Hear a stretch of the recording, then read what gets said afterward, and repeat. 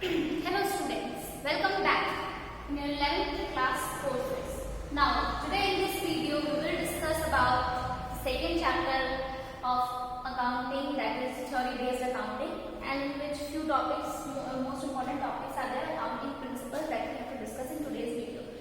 In all last video we have completed about the meaning of accounting, characteristics, almost all that basic terms related to accounting. Now in this video we will learn some theories, some principles on which this accounting is based. So let's begin. There are 11 main principles on which the accounting is based. First is business entity principle or business entity concept. Now what does this concept mean? This concept is all about that all the business transaction in an organization should be recorded on the basis of firm, not on the basis of owner. According to this entity, business entity concept, we have to provide that transactions should be recorded on the basis of firm's point of view, not from the owner's point of view. This entity concept says that owner is distinct from the business. Business is having their separate legal entity, they are having a separate account, and the owner is having a distinct identity from the business. So what does this say?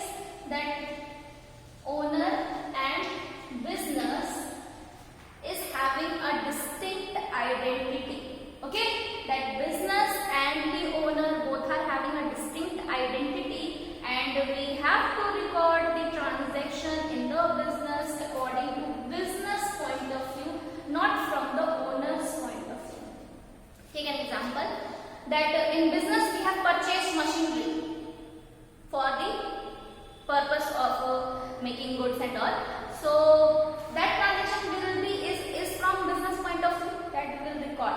If owner has purchased something for his personal use, that all transaction we need not to record in the firm. Okay, so I think first point is clear that business entity concept says that the owner and the business, they both are having the separate distinct identity, and we have to record all the transactions based on business point of view, not from the owner's point of view. Next is money measurement concept. The money measurement concept says that all the transactions should have some monetary value. If there is a transaction which is not having a financial nature of transaction, that should not be recorded in the organization. The transaction should have some monetary value, then only that will be recorded in the organization. Otherwise, we need not to record any kind of transaction related to that. Okay, money measurement. Next is accounting period concept. Accounting period concept says that the whole business lifespan we cannot evaluate at once. So the whole lifespan is broken into small period. The whole lifespan of business is broken into small pieces, small periods. That period is called as accounting period, and we know that in a firm or in an organization, the accounting period begins from 1st April to 31st March. The 1st January to 31st December is a calendar year, and our accounting period, when we are going to maintain a record, financial record of the transaction, that begins from 1st April to 31st March, complete package of 12 months.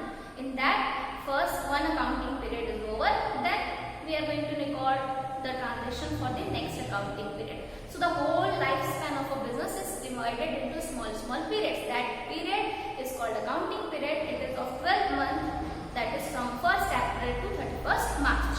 Now fourth is full disclosure concept. Full disclosure concept comprises that whatever the important decisions that may affect the organization should be disclosed in the organization sheets. Okay, suppose take one example, that reason why the turnover is less, why the turnover is low in the organization, the reason that will affect the next accounting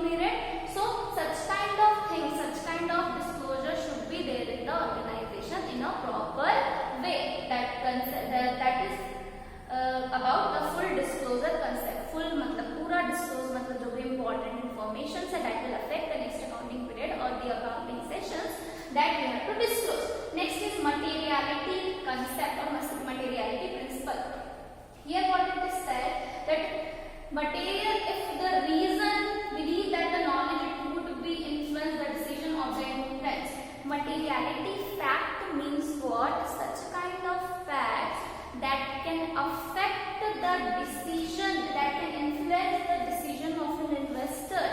Such kind of material fact should be disclosed and it should be believed that knowledge it will be provided to the investor that can influence their decisions.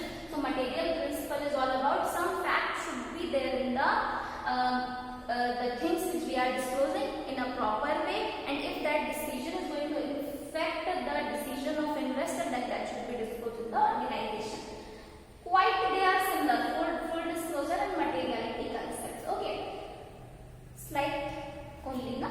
Next is conservators or prudence concept. In this concept, what it is telling that don't anticipate a profit but provide all possible losses. Here it is told that don't anticipate that this much profit you are going to earn in the firm.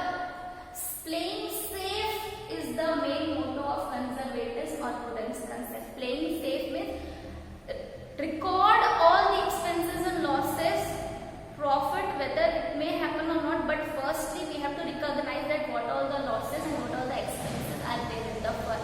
Playing safe side. If we have all the expenses you have recorded and the main expenses you just left, that can influence your profit, that can influence the firm's profit also. The profit will come, the profit will show in the profit and loss account, it will show more.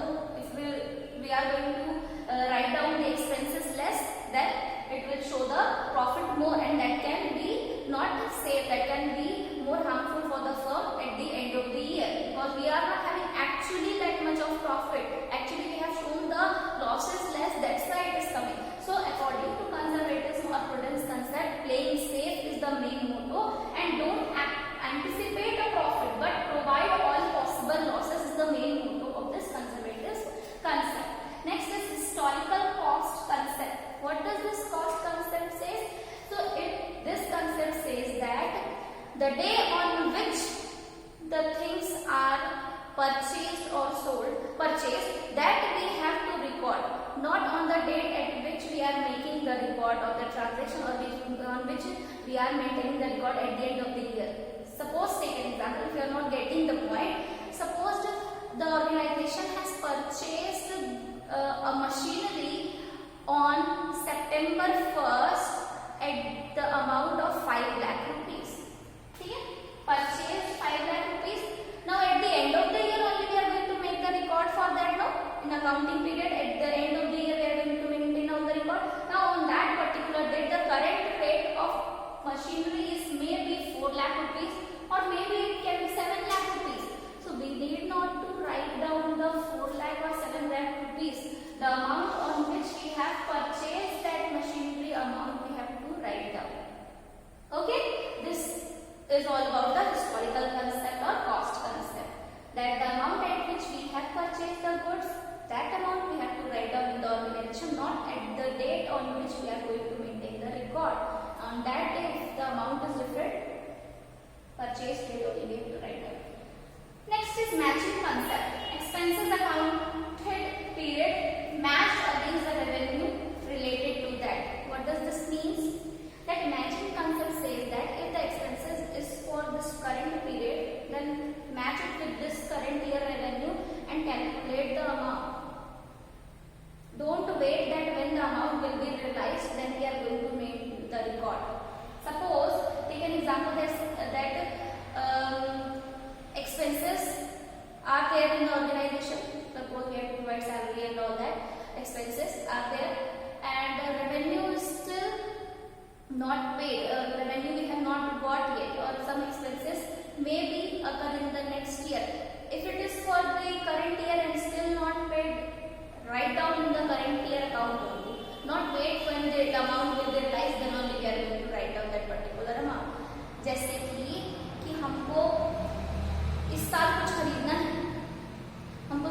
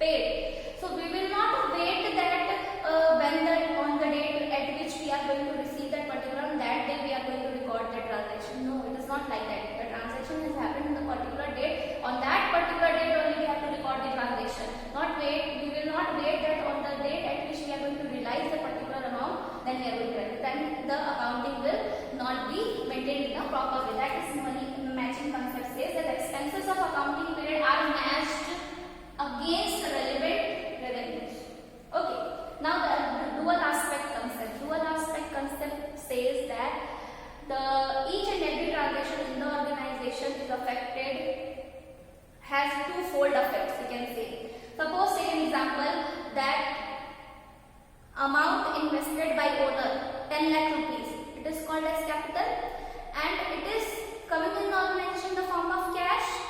Two sides of balance sheet is going to be affected. First, the amount is coming in the form of capital. Second, the amount is coming in the form of cash. So cash is an asset, capital is a liability. So both of the sides of the organization, two aspects are going to be affected from a particular transaction. So that dual aspect concept explains that each and every transaction is having two-folded results. Okay. Next is revenue recognition concept.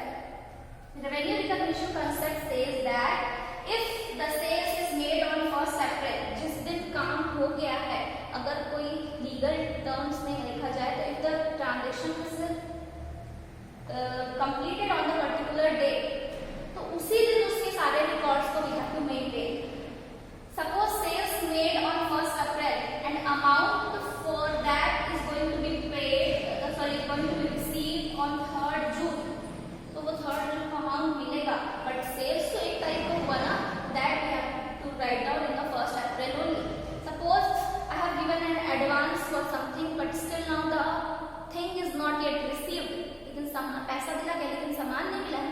जिस दिन वो transaction हुआ on that particular day, the things we have to record. Now next is objectivity concept, free from personal bias. According to this concept, what we have to do is that the organization is having a motto to record each and every transaction free from personal bias. Means every transaction should be recorded with some evidence. For every transaction we should have a documentary evidence for that, like vouchers, cash memo, so that we can justify that transaction that we have purchased 10 lakh rupees machinery in our firm. We have sold 25,000 machinery to some another firm. So transaction should be recorded. The motto that it should be for free from bias. Only true and fair things